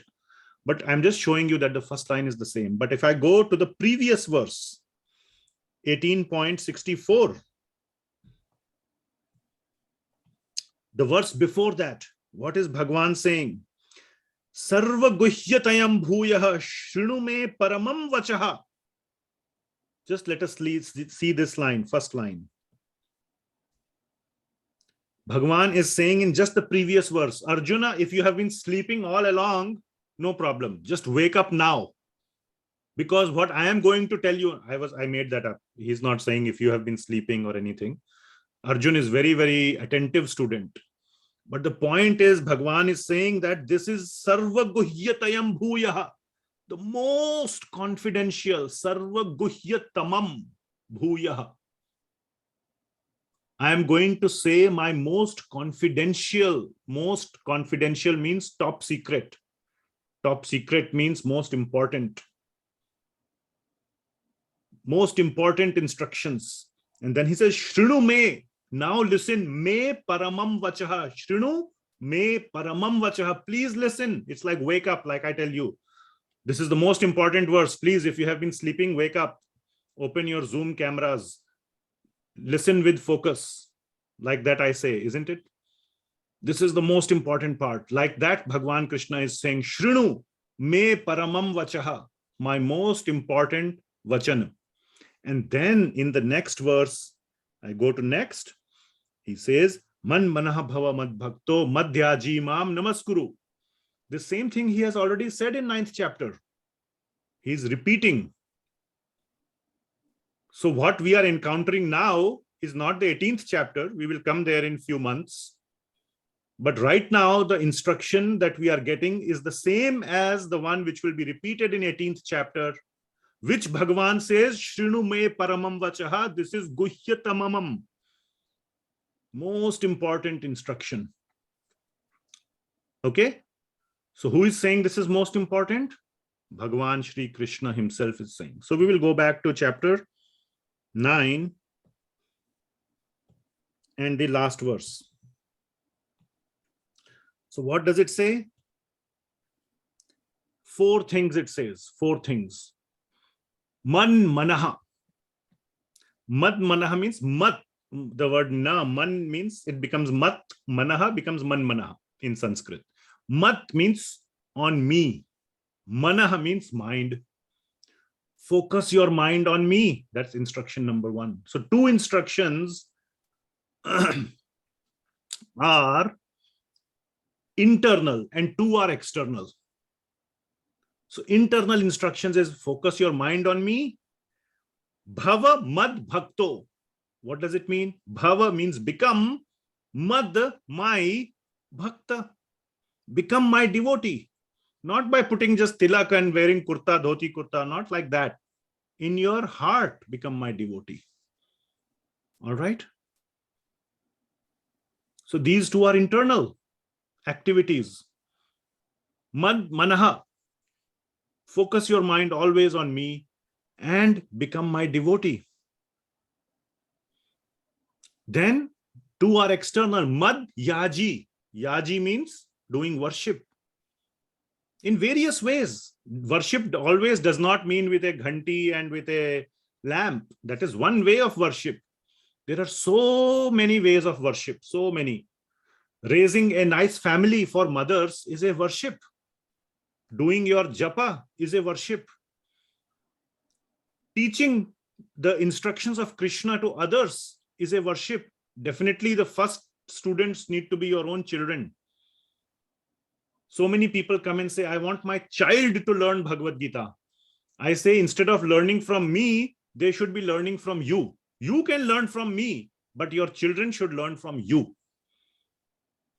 The first guru of all children is the parent. So that is also madhyaji. Worshipping Krishna can be done in so many ways. And then fourth one, mam namaskuru. Do my namaskar. Every day, not only 5 times like Muslims. I mean, that is very nice. You must do 5 times. You must do 15 times. You must do 500 times. As many times as possible. No limit. 5 times is very nice. Many people don't do it even once. So, mam namaskuru. Do my namaskar. And what will happen? So 4 things. 2 are internal, manaha, bhavamad bhakto, and 2 external, madhyaji, mam namaskuru. Then what will happen? Mam evaishyasi. Mam evaishyasi means then you will come to me. Direct, shortcut to Krishna. Mam evaishyasi. Yuktvaivam, by your engagement in bhakti. Yuktvaivam. So Bhagavan is not forgetting the action, the engagement. It has to be both. Madhyaji and mam namaskuru is the engagement. And internally also, due to your internal engagement, atmanam matparayanaha. Atmanam means internally your atma, your soul is dedicated to me. Matparayanaha is dedicated to me, is devoted to me. So with your actions and with your mind devoted to me, you will come to me. And how do you devote your actions and mind to Krishna? Krishna is giving 4 ways. Are you all following? Not a very hard words to understand. Actually, whole Bhagavad Gita is fairly straightforward. We only make it very hard. Okay. So that is the end. Chapter 9. So translation is man manaha bhavamad bhakto. Always engage your mind in thinking of me. Thinking of me means mad manaha. Become my devotee. Bhavamad bhakto. Become my devotee. Offer obeisances. Obeisances means namaskar. Mam namaskuru, and worship me. Madhyaji. Being completely absorbed in me, you will surely come to me. Mam evaishyasi. You will come to me. Surely you will come to me. Mam evaishyasi. Being completely absorbed in me is yuktvaivam atmanam. By your engagement of your atma, and matparayanaha, complete engagement of your soul and your actions in me, matparayanaha, you will come to me. Mam evaishyasi. So that is the end of chapter 9. So we have covered one of the very, very, very important verses of the whole chapter 9, which will be repeated at the end of chapter 18. So this was the whole discussion on chapters on these verses. So miraculously we ended before time, so which is a good thing. And let me see my notes.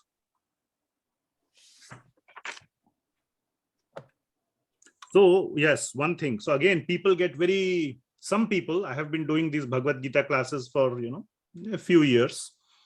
And sometimes I get questions about, women, this whole women thing is sometimes become a big thing. Now I just want to show what Lord Krishna says about women in Bhagavad Gita. It's not like women are second class or third class citizens. Definitely not. Here it is just being said, like I explained, I cannot explain it again and again and again, that from a material standpoint, the women are definitely less, in a lesser fortunate body in that sense, purely from a power or a strength Material, or a material. domination standpoint. We all agreed that it is easier for a man to dominate on a woman rather than other way around. Now, if you go in some Indian families, it is always other way around, you know. The husband is always like, you know, happy wife is equal to happy life, isn't it? So they say, okay, you know, if wife is happy, life is happy. So, okay, you know, we all follow that. That means woman is more powerful. So that is the They better. call it henpecked. Huh? Henpecked. Some people use the word henpecked. Okay, what does that mean? I don't know. That is, man surrenders to the woman, like listens to the. Yes, then everything is happy. Nice, happy family. Anyway, what does Lord Krishna say about women? So here, the qualities of a woman. So now here, you will not find strength in this verse. So in this is 10th chapter, we will cover from next time. I am all devouring death. So Lord Krishna says, I am death, and I am the generating principle of all that is yet to be. The second line is, among women, I am fame, fortune, fine speech, memory, intelligence, steadfastness, and patience. The Sanskrit is Kirtihi, Shreer, Vakcha Narinam, Smritir, Medha, Dhriti, Kshama. These are beautiful qualities, and they are more prominent in women than in men. So it is not, one should never think that Bhagavad Gita is saying that women are second-rate, third-rate citizens and men are superior. That may be a interpretation of some stupid man or kind of a, you know, mentality. Like that, people can make many interpretations. Some people say Bhagavad Gita promotes war, because in some places Bhagavad Gita, Arjuna says, therefore Arjuna, stand up and fight, isn't it? So it's a Bhagavad Gita is not promoting peace. We want peace, shanti, shanti, shanti. Bhagavad Gita is saying yuddha, fight, fight. So Bhagavad Gita should be banned. So people can find 2000 reasons to ban Bhagavad Gita, no problem. But all of you at least understand the proper meaning. Am I coming across? So let the misinterpreters misinterpret. We don't have any, you know, we don't want to fight with them. But we should make sure that our interpretation, our understanding is correct. So you can see here what Bhagavan is saying, among women, I am all these qualities. Now, strength is not there in this. The propensity to dominate is not there in this. In fact, the propensity is there for patience. Oh, sorry, forgiveness. Where is that? Kshama is there. Kshama, Srila Prabhupada is translating as patience. It is like a forgiveness means patience. It's kind of synonymous, right? You tolerate, tolerance. So that is the quality of a woman, of a lady, which is less to be found in a man. Man is more angry, more like impatient. So there are wonderful qualities in a woman. So Bhagavad Gita is a divine text. There is nothing wrong in Bhagavad Gita. Bhagavad Gita is spotless. And it is only a matter of understanding it properly, and proper understanding comes under the guidance of Vaishnava, of devotee acharyas, of pure devotees. You cannot understand Bhagavad Gita from non-devotees. Then you will get a messed up understanding of Bhagavad Gita. Okay, I just wanted to show this to say that, you know, yeah. Okay, any questions? So next Friday is a beautiful day. We will not have class. Why is next Friday such a beautiful day? Janmashtami. Yes, Shri Krishna Janmashtami. The speaker of Bhagavad Gita, Bhagavan Shri Krishna, his birthday occurs on next Friday. So we will not have class. I will be celebrating Janmashtami in the temple here. You all should come if you are in Portland. And if wherever you are, please go and nicely celebrate the birthday of our beloved Bhagawan Shri Krishna. And we will see you all in 2 weeks. Yes, Prabhuji, you have a question? Just a thought came to me in this verse 32. Of course, Krishna says that everybody is same and no discrimination. But many times I see in cinema or villages, what happens is the workman group, they follow some Devi, the Grand Devi. I'm not sure then how they should be involved in Krishna Bhakti. No doubt Devi, Grand Devi is also they believe in, but this is something comes to my mind that I see. I am not so good in, I have not visited such rural, but I do see in TV in many. We had discussed this topic of demigod. If you are, I don't know which Devi, if they are worshipping, for example, Lakshmi Devi, she is the eternal consort of Lord Vishnu. Some gram, that means they believe in some man, somebody. So we had discussed this topic of demigod worship extensively. Yes, okay. In the just few previous classes. Please review those topics, and then if you still have a question, please ask. Thank you. In verse numbers 9.20 to 23, 20, even 24, yes, there is the detailed discussion of demigod or Devi Devata worship. Please review that. Okay. Anything else? Just talking how to educate these people, that is what. First, get your understanding clear. Then you can worry about educating others.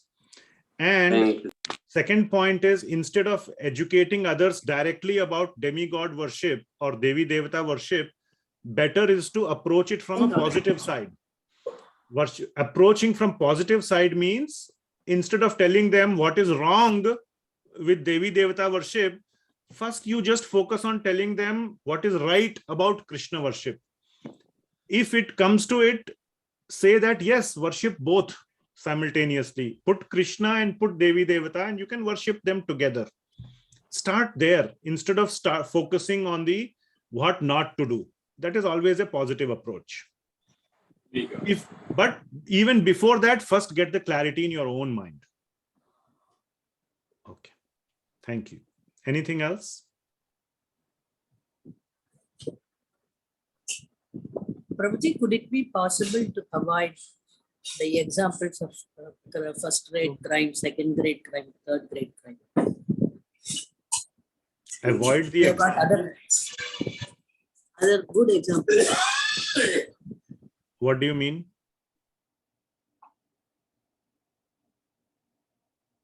Oh, that first degree murder? Okay, that was a, okay, sure, I will, if you are saying that I shouldn't give that analogy, I will not give it, but I was just giving an example of how even in modern system, we, grade or we give the punishment depending upon how premeditated we have been about a crime. So that is a very logical and valid way of analyzing the complicity of a person in the crime.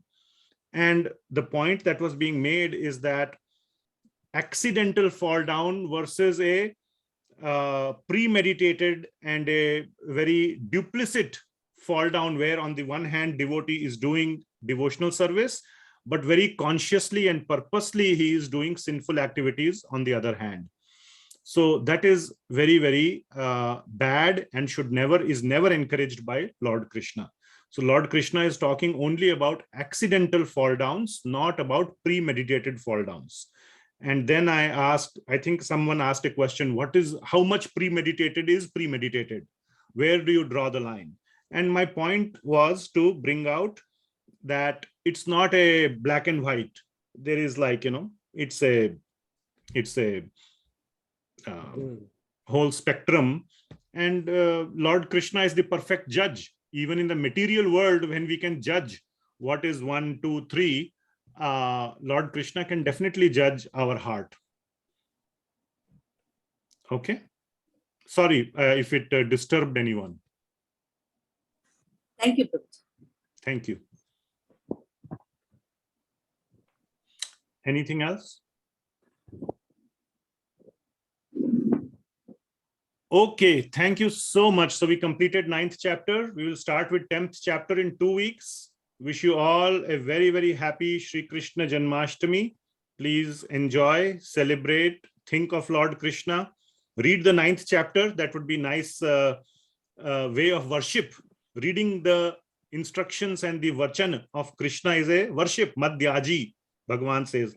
So, do the worship by reading Bhagavad Gita and become good devotees.